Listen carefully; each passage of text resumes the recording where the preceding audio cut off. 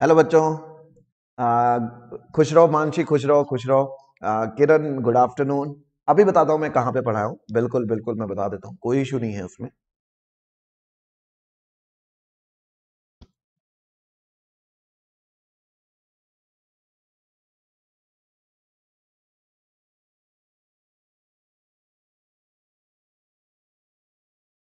तो बहुत बहुत स्वागत है आपका इंडिया के largest learning platform Unacademy के channel let's crack CSIR UGC NET पे। बच्चों, my name is Amit Kumar Tiwari. I am an ITD alumnus, ex geo scientist and ex DRDO scientist. बात करें मेरी रैंक्स की तो वो आपके सामने है बच्चा। अगर आपको अन अकेडमी का सब्सक्रिप्शन लेते हुए बच्चा अमित स्कोर को लगाना ही लगाना है। मैं बता रहा हूँ, अन अकेडमी का सब्सक्रिप्शन लेते हुए अमित स्कोर को लगाना ही लगाना है। 10% ऑफ मिल जाएगा। क्लियर?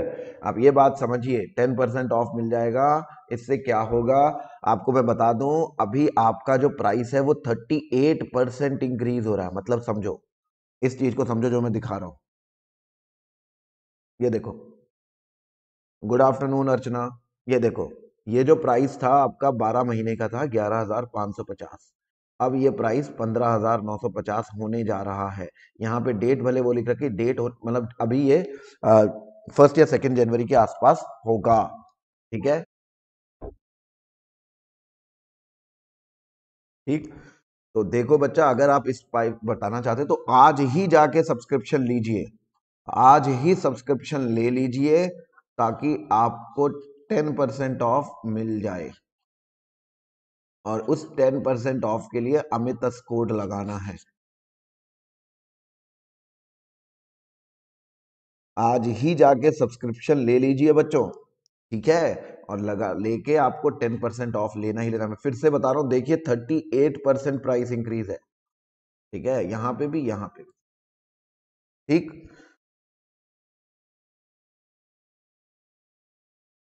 क्यों लेना है? यहाँ पे मल्टीपल कोर्सेज मिलते हैं, doubt session, PDF, direct interaction, PYQs, expected question, quiz और होमवर्क क्वेश्चन।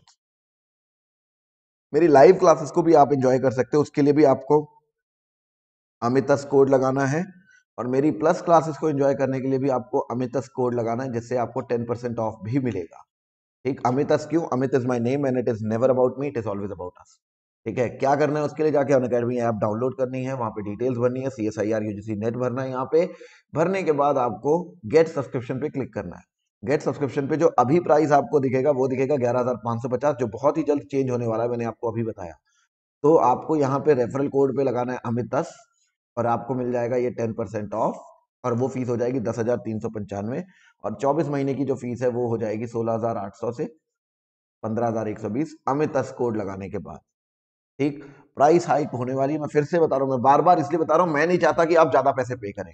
आपको ये बात नहीं पता लगेगी। आप 4 दिन बाद सब्सक्राइब करोगे तो आप ज्यादा पैसे पे करोगे, 2-3 हज़ार रुपए आपकी जेब से लग जाएंगे एक्स्ट्रा। ठीक है? तो इसीलिए बता रहा हूं कि अगर खरीद रही हैं तो अभी खरीद लो, ताकि आप लोगों को पैसे ज्यादा ना देने पड़े बच्चों। ठीक है? हमारा टेलीग्राम चैनल भी है जिसका लिंक डिस्क्रिप्शन में मिल जाएगा, प्लीज जाके उसे ज्वाइन करें। लाइक सब्सक्राइब शेयर करना ना भूलें। कर दो लाइक सब्सक्राइब शेयर कर दो, फैला दो जहां जहां फैला सकते हैं। ठीक है? चलिए, तो शुरू करते हैं आज का session. Good afternoon Sunil, good afternoon Archana. तो बच्चों, आपके जो डाउट्स हैं पहले वो पूछो, फिर मैं आपको लास्ट में एक टेक्निक बताऊंगा कैसे चीजों को सॉर्ट आउट करना है। पहले आपके जो डाउट्स हैं वो पूछो आप मुझसे। एक बिल्कुल सटीक टेक्निक बताऊंगा, बिल्कुल सटीक, जो आप अप्लाई कर सकते हो, जिससे आप फैला सकते हो, बन सकते हो। बहुत ही गजब चीज हो सकती है आपके साथ। अगर आपने उसको वैसे अपना लिया तो आप टॉपर बनने की तरफ मूव करोगे।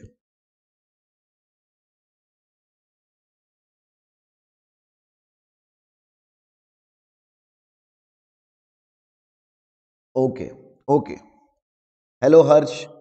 हाँ किरण, आई अंडरस्टूड। तो देखिए, किरण का जो डाउट है, किरण का जो डाउट है वो मैं आपको बताता हूं। किरण बोल रही है कि उसका सिलेबस अभी तक कंप्लीट नहीं हुआ है और उसके कुछ वीडियोस बाकी हैं। तो कब तक मैक्सिमम हमें पढ़ना चाहिए नया, और पुराने रिवीजन कब से करने चाहिए? ठीक है? बहुत प्रेशर बढ़ गया है सर एग्जाम को लेकर, टाइम बचा नहीं है, इसलिए आपको मैं बता देता हूं, तैयारी कभी पूरी होती ही नहीं है। आपका यही हाल नेट के पेपर के पहले भी रहा होगा, है ना किरण? यही हाल नेट के पहले पेपर के पहले भी रहा होगा, यही हाल अभी भी है ना?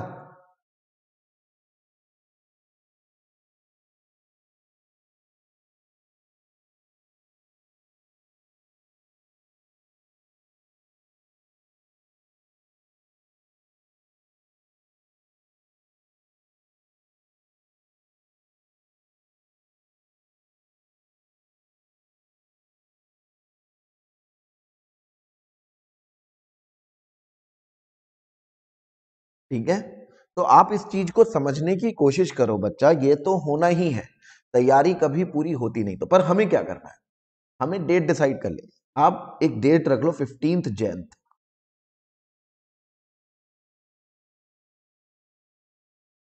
यहां तक आप लोग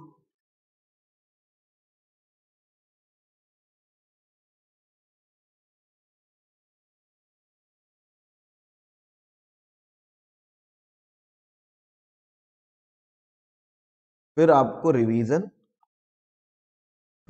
स्ट्रेटजी फॉलो करनी है। ठीक, अरे सिलेबस पूरा कैसे हो, अरे आपको 100 में से 100 नंबर चाहिए क्या हर्ष? आप कह रहे हो सिलेबस पूरा हो नहीं पाता, बिल्कुल कभी होगा ही नहीं। आपके 100 में से 100 नंबर चाहिए क्या? और वो भी 100 के 100 नंबर लाने के लिए भी आपको सब पढ़ने की जरूरत नहीं होती है, वो भी आ जाता है। ठीक है, पर जो मैं कहने की कोशिश कर रहा हूं वो यहां पे रिवीजन स्ट्रेटजी को फॉलो करना है। आफ्टर दैट रिवीजन स्ट्रेटजी क्या होनी चाहिए? टेस्ट प्लस रिवीजन, ये दोनों रोज चलने चाहिए एक साथ, टेस्ट और रिवीजन।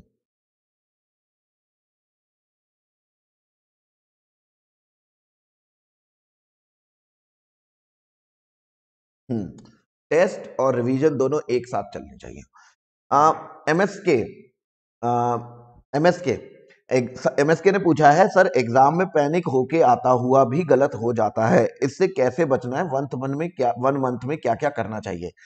पैनिक होने के पीछे अल्टीमेटली 2 से 3 रीजंस होते हैं।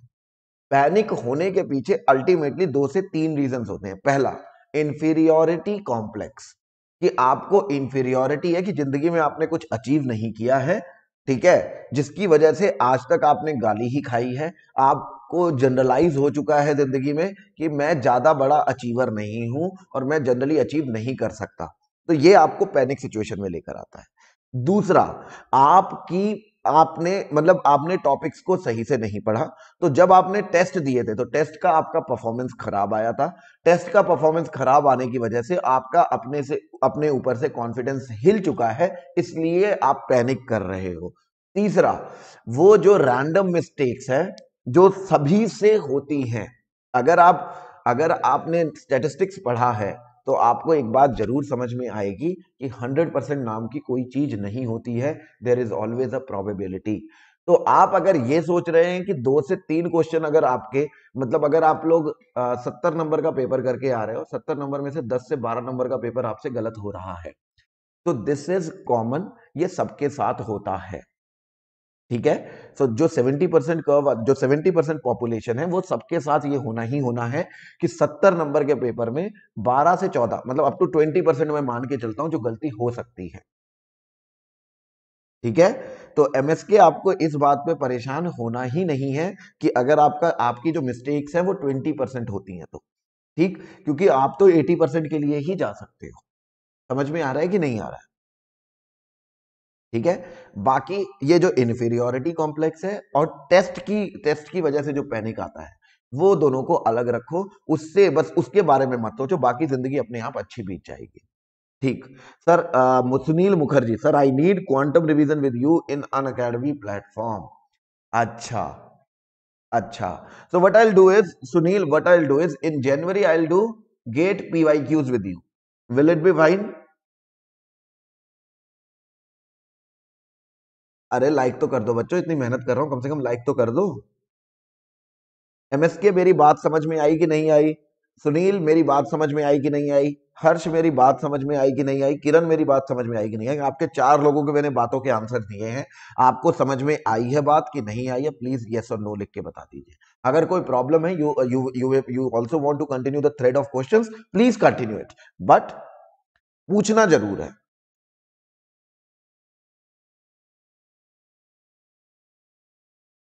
और लाइक कर दो यार, और लाइक कर दो वीडियो।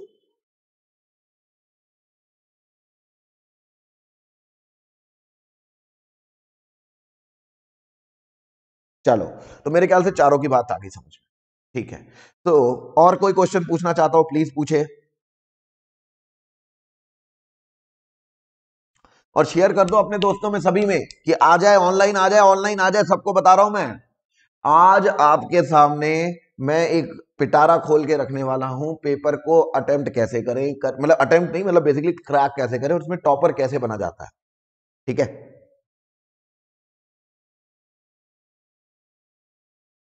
चल, तो बच्चा अभी क्या है, देखो,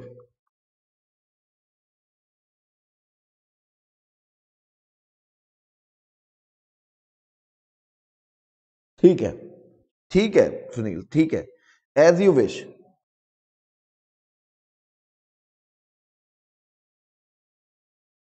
हाँ किरण, वो रहता ही है। क्या, हाँ, मॉलिक्यूलर स्पेक्ट्रोस्कोपी पॉसिबल हो तो वो भी कर दे रहा। ठीक है, वैसे मैं आपको बता दूं, फिजिकल स्पेक्ट्रोस्कोपी में मैंने previous year question plus course में करवा रखे हैं, तो आप चाहो तो आप प्लस कोर्स ज्वाइन कर सकते हो, वहां पे मैंने करवाया हुआ है PYQs फिजिकल स्पेक्ट्रोस्कोपी के, वो आप देख सकते हो। ठीक है, हाँ किरण, वो जो रिवीजन नहीं होती है तो उसकी वजह से इश्यूज तो रहते ही हैं, आई टोटली अंडरस्टैंड दैट। ठीक है, अब मेरी बात समझो, जो मैं बताने की कोशिश करूंगा। गेट,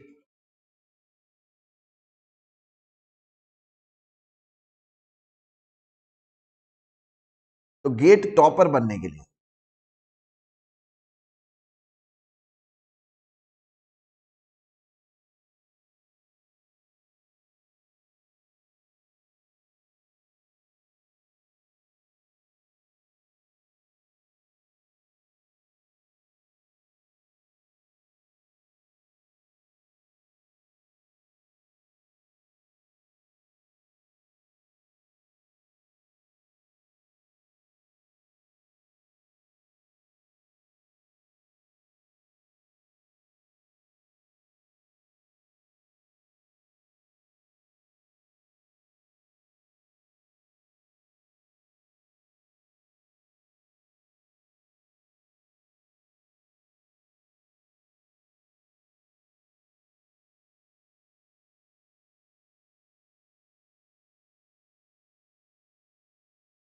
हाँ तो उस पर देख लो।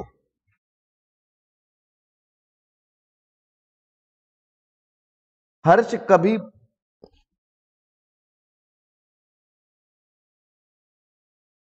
अर्चना मैं बताता हूं, रुक जाओ। हर्ष कभी भी पूरा कुछ होता नहीं है।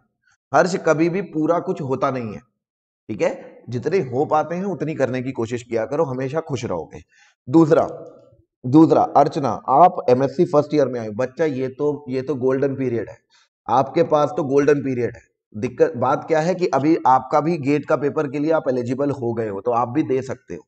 ठीक है, ये पेपर जरूर देना है, पहली बात। दूसरी बात, जितनी जल्दी स्टार्ट करोगे लोगों से उतना ज्यादा आगे रहोगे। मैंने BSc में पढ़ाई स्टार्ट कर दी थी केमिस्ट्री के लिए, आज तक मैं उसका फायदा उठा रहा हूं।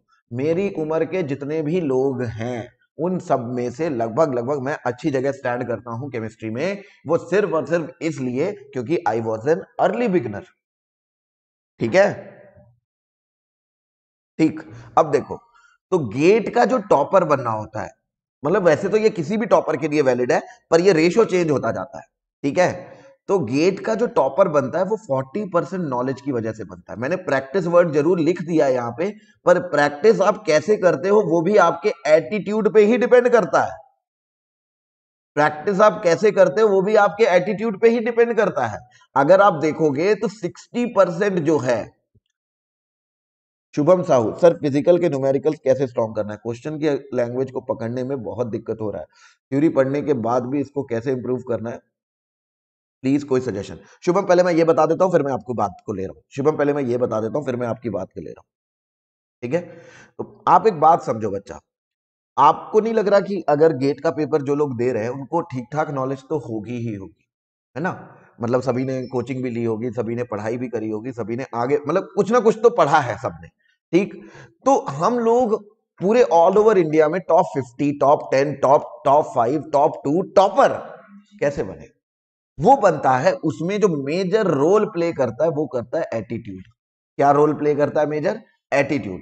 आपका एटीट्यूड कैसा है क्वेश्चन की, मतलब क्वेश्चन को लेके, ठीक? जैसे अभी शुभम का मैंने एटीट्यूड देखा या मैंने हर्ष का एटीट्यूड देखा, इन लोगों को थोड़ी सी दिक्कत लग रही है, मतलब पेपर करते हुए थोड़ी सी ये प्रॉब्लम आ रही है कि भाई मेरा ये पूरा नहीं हो पाता, इसको कैसे पूरा करूं, मेरा ये मतलब मैं न्यूमेरिकल्स में इतना अच्छा नहीं हूं।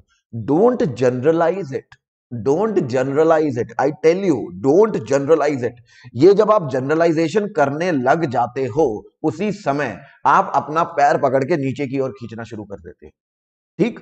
जनरलाइज करना है तो अपनी अच्छी चीजों को जनरलाइज करो कि हां मैं जहां जाता हूं वहां पे बहुत बढ़िया करता हूं, तो ये जनरलाइजेशन आपको जिंदगी में आगे ले जाएगा।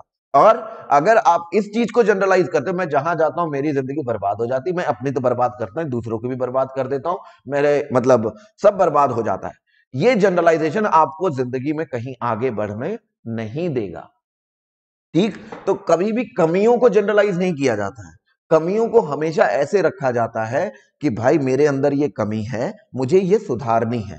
तो जब आप उसे सुधारोगे तो आप उसका जनरलाइजेशन जो है वो अच्छे से कर पाओगे। यस, ठीक है? तब आप देखोगे कि आपको चीजों को करना आ रहा है। पर जब आप अपनी कमियों को जनरलाइज करोगे तो याद रखना आपका ध्यान सिर्फ और सिर्फ इसी बात पे जाएगा, मेरे से ये होता नहीं है, मतलब मैं जब भी जाता हूं ना मैं इतना कम करता हूं, वो हमेशा आपके लिए हानिकारक है, आपकी ग्रोथ के लिए हानिकारक है और आपकी आने वाली जिंदगी के लिए हानिकारक है।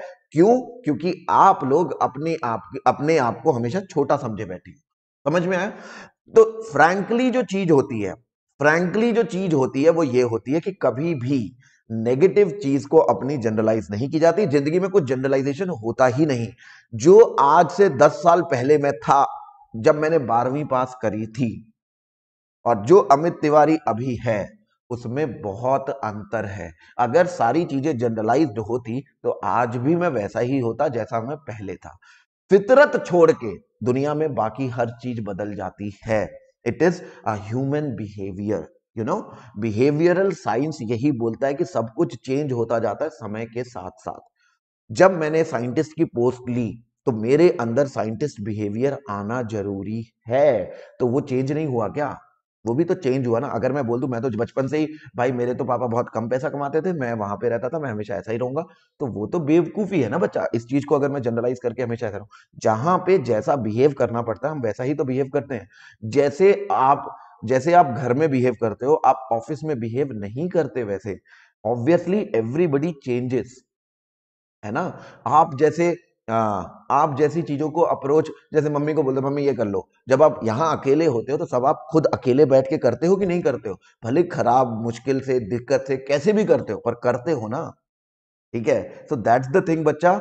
आप लोगों को एक बात हमेशा समझनी है, मुझे कभी भी अपनी कमियों को जनरलाइज नहीं करना है। Never generalize your shortcomings, otherwise you are basically you are going towards a failure, because this will accumulate and this will give you a failure result. Am I clear or not? Am I clear or not? Shubham, अभी मैं आपकी बात का answer दूंगा। आप चिंता मत करो, पहले इतनी सी बात आपको क्लियर हुई कि नहीं हुई?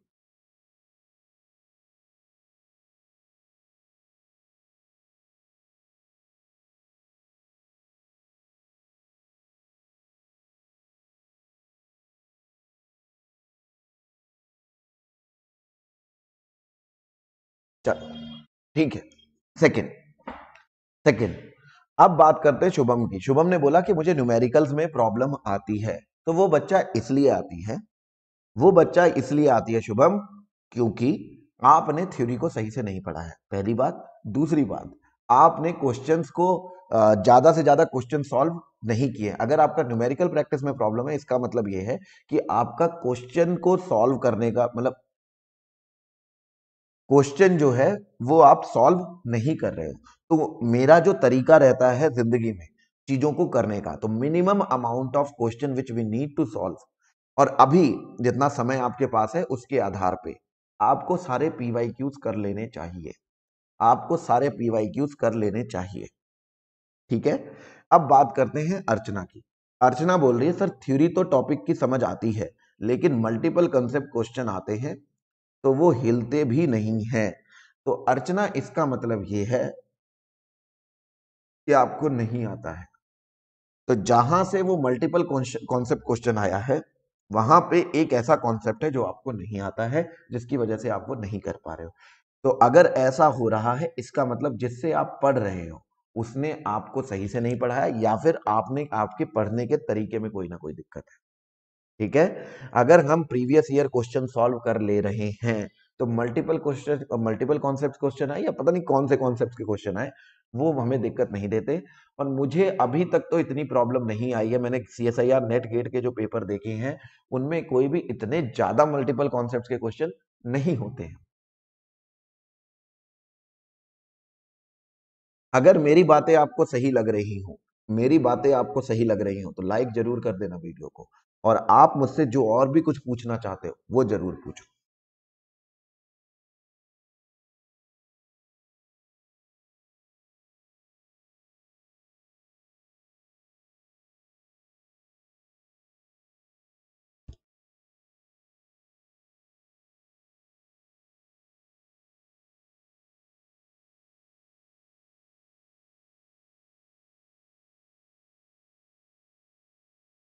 हाँ, तो मानसी ने मुझसे पूछा था कि सर आपने रिएक्शन मैकेनिज्म के नेट में कहाँ पढ़ाई है। ठीक है, तो मैं बता देता हूँ, मेरा एक प्लस कोर्स है पहले,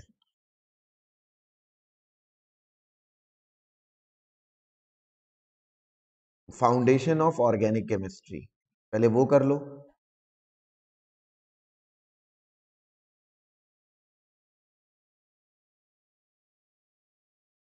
फिर उसके बाद लेट्स क्रैक आईआईटी जैम पे,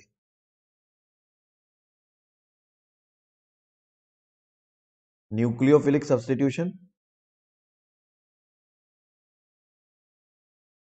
एलिमिनेशन रिएक्शन, ये प्लेलिस्ट के नाम है, ये प्लेलिस्ट के नाम है। और नेम्ड रिएक्शंस।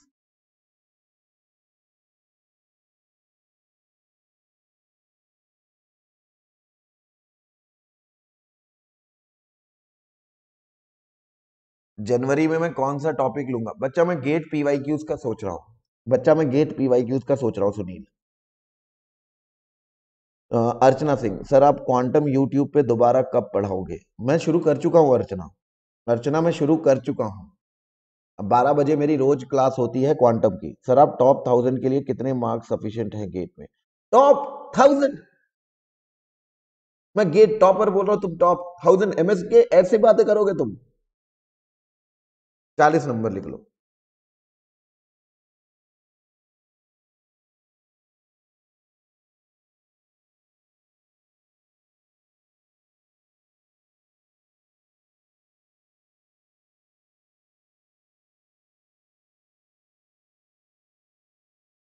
अविनाश, आप, अविनाश का कहना है sir how to sum up topic after reading full topic, PYQ practice के बाद भी कॉन्फिडेंस नहीं बन रहा है। इसका मतलब आपने समरी नहीं बनाई, इसका मतलब आपने समरी नहीं बनाई। अविनाश, समराइज, समरी बनाओ, समरी।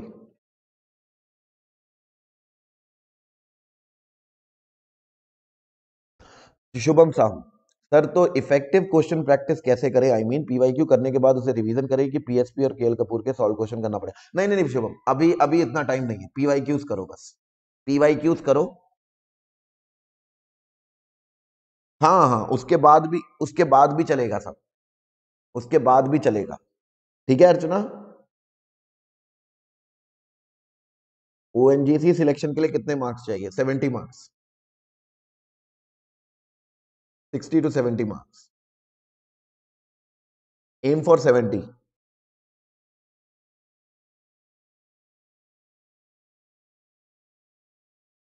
टॉपिक की समरी कैसे बनाते हैं? समरी बनाने का बहुत सिंपल सा तरीका है, मैं आपको बताता हूँ समरी मैं कैसे बनाता हूँ। मुझे जो भी मैं ना पहले टॉपिक पढ़ता हूं, टॉपिक पढ़ने के बाद 10 बातों की एक बात लिखने की कोशिश करता हूं, और जितनी बार समराइज करोगे तो इसीलिए जो सबसे आसान तरीका होता है, तो जैसे आपने लेक्चर 1 लिखा, लेक्चर 1 मतलब आपने पहला लेक्चर पढ़ा, उसकी समरी बना लो। लेक्चर 2 उसकी समरी बना ली, लेक्चर 3 उसकी समरी बना ली। ऐसे करते करते जब एक टॉपिक कंप्लीट हो जाता है लेक्चर्स का, फिर इन समरी की भी एक समरी बनाई जाती है। तो हर लेक्चर के बाद अगर आप समरी बनाओगे तो आपको हमेशा समझ में आ जाएगा।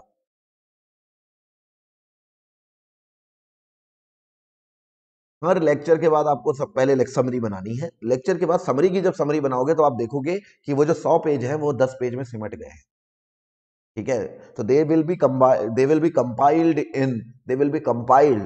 इन 10 पेजेस। मुझे पता है, मतलब हमारी जो दिक्कत है वो क्या है, हम लोग 2 घंटे का लेक्चर पढ़ लेंगे पर उसमें 10 मिनट नहीं देंगे, और फिर हम लोग मरेंगे।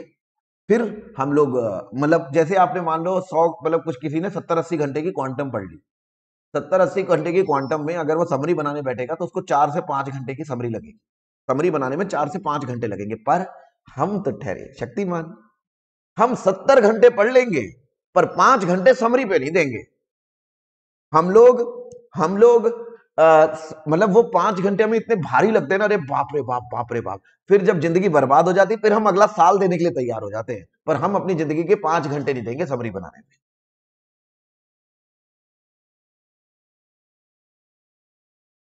ठीक है, तो ये सबसे बड़ा पाप है जो लोग करते हैं, समरी बनाना। आपके हर वो इंसान जो समरी बनाना जानता है वो, और जो नहीं जानता है, उसमें से समरी बनाने की जो एफिशिएंसी होती है वो लगभग लगभग 1.5 गुना हो जाती है जितनी उसकी दूसरे वाले की जो एफिशिएंसी रहती है। ये बात समझ लो, 1.5 गुना। तो अगर किसी के अगर अगर समरी नहीं बनाने वाले के 60 नंबर आ रहे हैं तो आप ये बात समझो, आपके 90 नंबर लाने की आपकी औकात बन जाती है। That's how it. ठीक है, अरे वो तो अर्चना पापी लोग हैं ना, हम लोग पाप भरा बड़ा है हमारे अंदर, गरीब है गरीब। ठीक है, क्योंकि हमें उस 5 घंटे की वैल्यू नहीं पता जो आगे चल के आपके 70 आपके चल के आगे आगे चल के 40-40 घंटे बचाएगा। जब रिवीजन होगी आपकी फ्रस्ट्रेशन को बचाएगा, वो चीज को आप लोग नहीं समझते हो।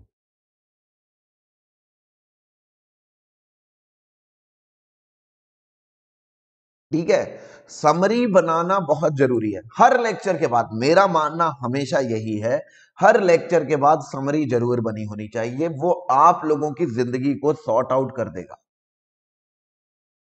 अगर आप लेक्चर के बाद समरी नहीं बना रहे हो तो आप मरने वाले हो, ये बात लिख के लेना। और लाइक कर दो वीडियो को जल्दी से, और लाइक कर दो जल्दी से वीडियो को।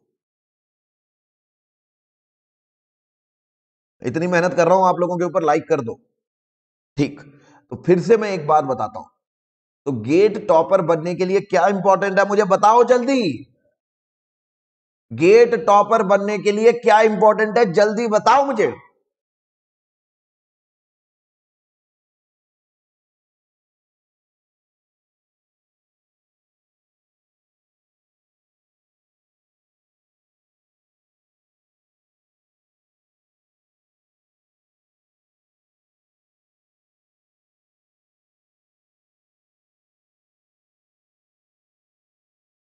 Attitude, attitude. तैयारी तो भारत का 53,900 बच्चा कर रहा है। ठीक, सिलेक्शन टॉपर 100 लोग बनेंगे, टॉपर 100 लोग बनेंगे और उनमें से भी टॉपर एक ही आएगा। तो पहले 100 सिलेक्ट होंगे 53,900 में से, और उन 100 में से भी एक है। प्रोबेबिलिटी टॉप करने की कितनी होगी, 1/53,000 इंटू 900, और परसेंटेज में देखोगे तो 1/539, अराउंड 0.02%। ये प्रोबेबिलिटी है। ठीक, तो आप मुझे बताओ, तो पढ़ तो सभी रहे हैं भाई, आईआईटी वाला बच्चा भी पढ़ रहा है, डीयू वाला बच्चा भी पढ़ रहा है, रीजनल यूनिवर्सिटी वाला बच्चा भी पढ़ रहा है, सब पढ़ रहे हैं, पर टॉप कौन कर रहा है, टॉप कौन कर रहा है, एटीट्यूड। अब एटीट्यूड कैसे डेवलप होता है, एटीट्यूड डेवलप करना एक दिन की बात तो नहीं है, but by the series of 21 days, मैं बता रहा हूं 21 डेज अगर आप पॉजिटिव एटीट्यूड रखते हो तो ये धीरे धीरे आपको पॉजिटिव चीजों की तरफ लेके जाता है और धीरे धीरे आप चीजों को डेवलप करना स्टार्ट करते हो। एटीट्यूड मैं समझाता हूं, मेरे को, मैं बता रहा हूं, मुझे पता है कि आज से 5 साल पहले जब मैंने पेपर दिया था मेरी क्या औकात थी। मैं आपको बता रहा हूं, मैं तो पढ़ा रहा हूं ना, और मैं तो मतलब अमित तिवारी हूं और मैं पढ़ा रहा हूं, 5 साल से पढ़ा रहा हूं, एग्जाम्स बहुत सारे क्लियर किए। और जब उस दौरान मेरा जीएसआई का भी पेपर क्लियर हुआ, मेरा गेट का भी हुआ, जीआरएफ का भी हुआ, बहुत सारे इंटरव्यूज क्लियर हुए, डीआरडीओ के इंटरव्यूज क्लियर हुए। तो क्यों हुए?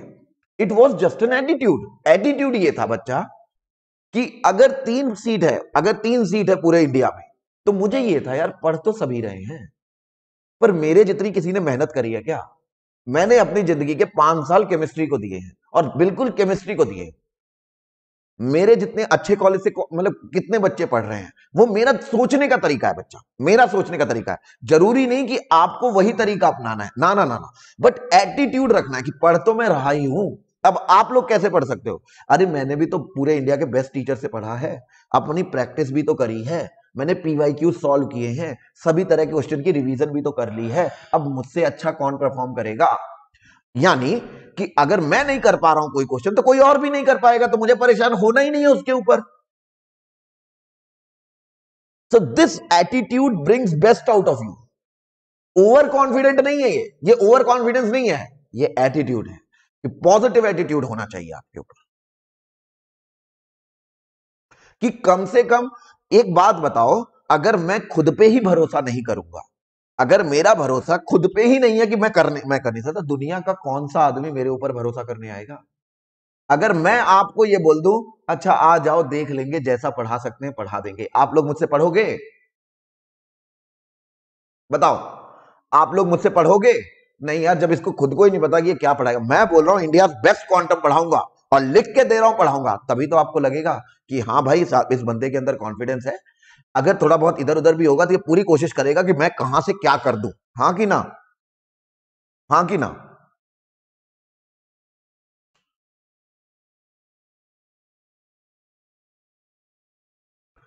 तो वो जो पेपर जब आप देने जाते हो ना, उस दौरान एटीट्यूड बहुत मैटर करता है। उस दौरान एटीट्यूड आपको रखता है कि आप पॉजिटिव साइड पे हो, मतलब आप लोग क्वेश्चन कम अटेम्प्ट नहीं करते हो, और अगर कोई क्वेश्चन अटेम्प्ट नहीं हो रहा है तो आप उससे परेशान नहीं होते हो, और ये आपके 10 से 15 नंबर बढ़ा देता है। इतनी बहुत बड़ी बात होती है, इतने में तो हम लोग जंग जीत जाते हैं।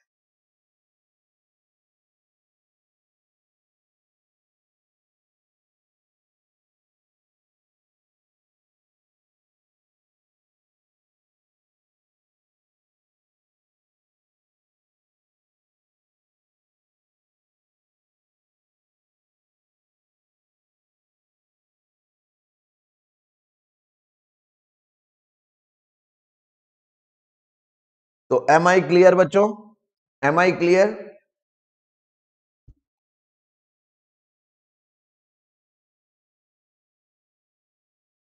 तो पॉजिटिव एटीट्यूड रखना है बच्चा, समरी बनानी है। तो लेट मी समराइज, ठीक है?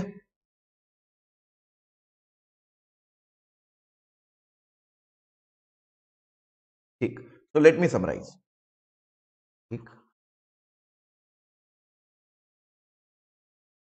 तो जैसे मैं आपको बोलता हूं, मेरा आगे वाला कमेंट सर, अच्छा क्वांटम आपसे अच्छा कोई नहीं है। Thank you, thank you, thank you, thank you. Summary, अब मैं आपको समरी बनाता हूं, देखिए इफेक्टिव समरी यहां से कैसे बनती है। पहला, बिलीव इन योर सेल्फ,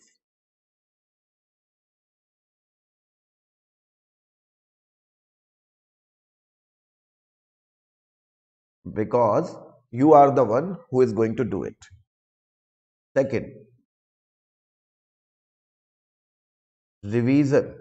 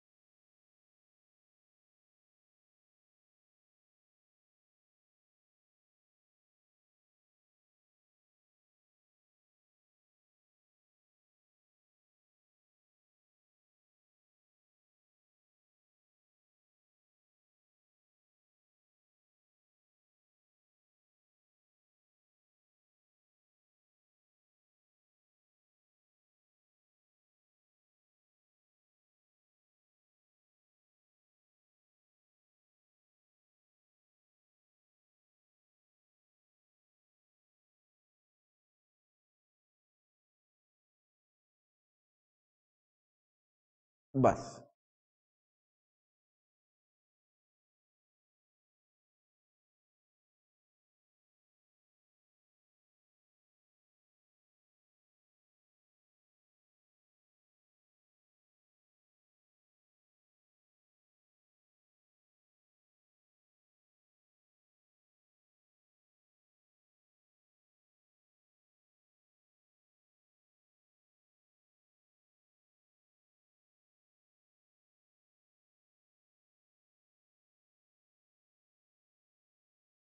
चलो, अब मुझे बताओ किसी को कोई प्रॉब्लम है?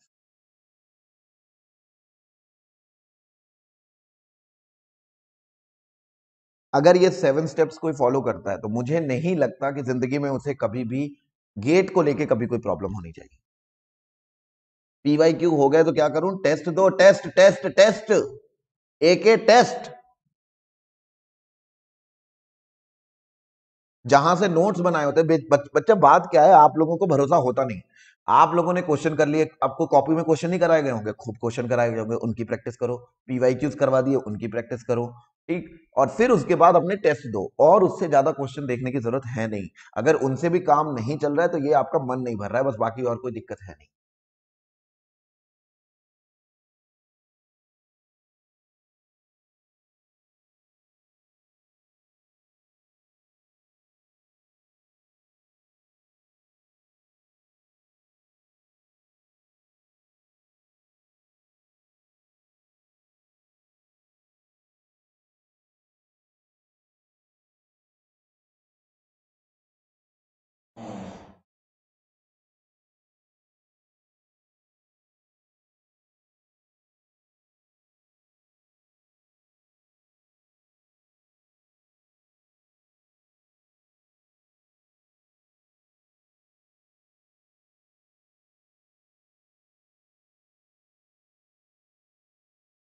ठीक। तो मेरे ख्याल से मैंने सब कुछ क्लियर कर दिया आप लोगों को। तो मेरे ख्याल से मैंने सब कुछ क्लियर कर दिया, नहीं सुनील?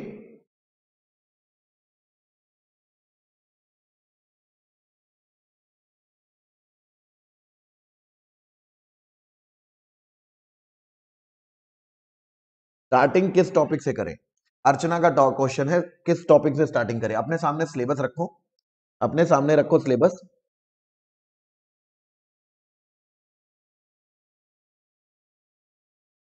अरे वो पीवाईक्यू के नाम से नहीं है किरण, क्रैश कोर्स के नाम से है, जो मैंने जैम में लॉन्च किया था। क्रैश कोर्स से नाम।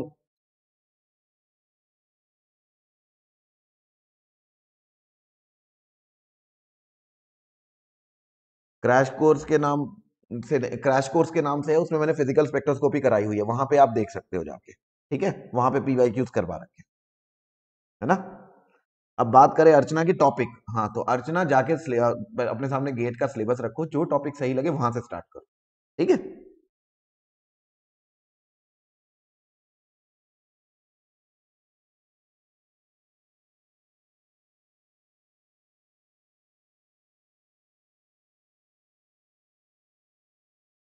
शुभम, ये कोई निंजा टेक्निक इसके लिए नहीं है कि आपको ये बताया जा सके कि एक बार में कंप्लीट करना सही है कि बार बार उसके पीछे। डिपेंड करता है आप कैसे करना चाहते हो, वैसे एक बार में हो जाए तो उससे अच्छा कुछ है नहीं।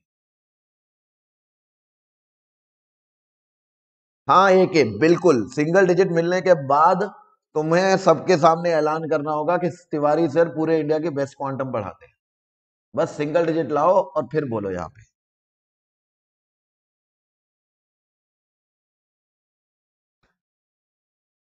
शुभम, बता तो दिया मैंने। शुभम देखो, ऐसे ऐसे बहुत ज्यादा तोड़ना वो बेवकूफी होती है शुभम, क्योंकि वो जनरलाइज स्ट्रेटजी नहीं होती। हर एक इंसान का अपना तरीका होता है पढ़ने का। इसीलिए मैंने तुम्हें एक बहुत आसान तरीका बताया है, जो जब सब पे लग सकता है। वो ये है कि समरी से रिवाइज करो। कभी भी रिवाइज करना है वो समरी से करो। ठीक। और अगर समरी में कुछ नहीं समझ में आ रहा है तो उसके लिए रेफर करो नोट्स को। ठीक। और साथ ही साथ क्वेश्चन कर लो, और साथ ही साथ पीवाई क्यूज कर लो। अगर पीवाई क्यूज हो रखे हैं तो उस टॉपिक का टेस्ट दे लो, कहीं से दे सकते हो। तो टॉपिक का टेस्ट देते ही आपको अपने आप में क्लैरिफाई हो जाएगा कि वो टॉपिक आपका सही है कि नहीं है।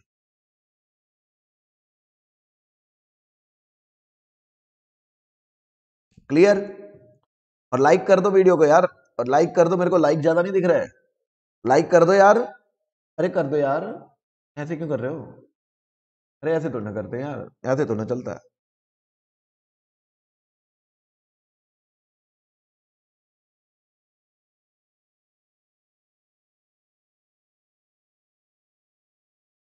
अर्चना ऑफलाइन बैच, मैं इंफॉर्मेशन ऐसे यहाँ पे नहीं दे सकते बच्चा, है ना। ये प्लेटफॉर्म ऑनलाइन बैच के लिए है।